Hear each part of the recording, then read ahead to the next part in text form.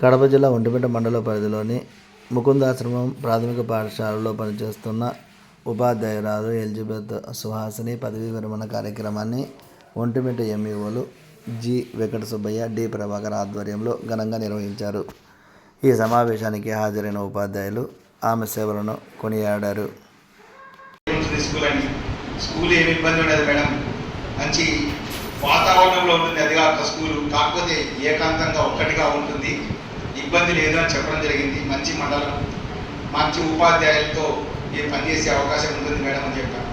So madam గారు అప్పటి నుంచి కూడా ఇప్పుడు 2017 నుంచి కొత్తగానే ఉంది. అయినప్పటికీ కూడా దేవుడు మమ్మల్ని చల్లగా చూసి ఆయన దేవుని కృప వల్ల మేమందరం కూడా ఆయురారోగ్యాలు మరి ఉద్యోగ జీవితాలు తర్వాత కుటుంబ అందువల్ల మేడం గారు మరి 91వ సంవత్సరంలో సర్వీస్లోకి ఎంటర్ అయ్యి ఈరోజు 2024లో పదవీ విరమణ పొందుతూ ఉన్నారు. మరి ఇన్ని దాదాపుగా 40 సంవత్సరాలు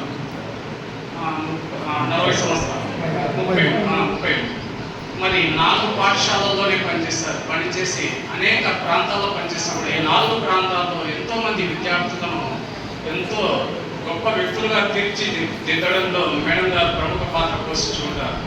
ఒక ఉపాధ్యాయ కానీ మనం చేసేటువంటి పనులు ఏమాత్రమో నెరవేరినైతే ఒకసారి చూసుకుంటే సరిపోతుంది మన జీవితంలో. అంటే ఉద్యోగం వచ్చినప్పటి నుంచి మనం ఈరోజు విరమణ పొందేంత వరకు ఒకసారి మనము జీవితంలో ఏమైనా సాధించామా, మన దగ్గర చదువుకున్నటువంటి బిడ్డలు ఏ స్థాయిలో ఉన్నారు, ఇది మాత్రము ఖచ్చితంగా అందరూ కూడా గుర్తుంచుకోవాల్సిన విషయము. మేడం గారు నాకు తెలిసి మా సొంత ఊరు మాధవరమే. అందరూ చాలా ఆలోచించారు.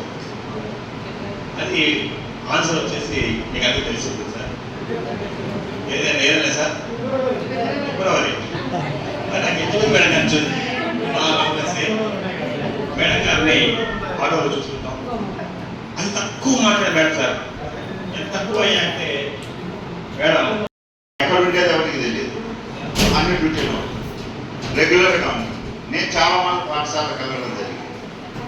సిన్సియర్గా ఉపాధ్యాయునికి ఉండవలసిన లక్షణాలలో ఎక్కువగా ఉన్నవన్నీ పరిపూర్ణంగా సంపూర్ణంగా ఉన్నాయనేది నేను చాలా మంది గమనించాను. తక్కువ మాట్లాడతారు, ఎక్కువ పని చేస్తారు. వాళ్ళ అమ్మాయిలా కాకుండా మాతో పాటు కలిసి ఆడుకునేది. మా ఫ్రెండ్స్ అమ్మాయిలు ఉంటే వాళ్ళతో పాటు ఆడుకోవడానికి వచ్చింది. వాళ్ళతో పాటే కలిసిమెలిసి పెరిగింది.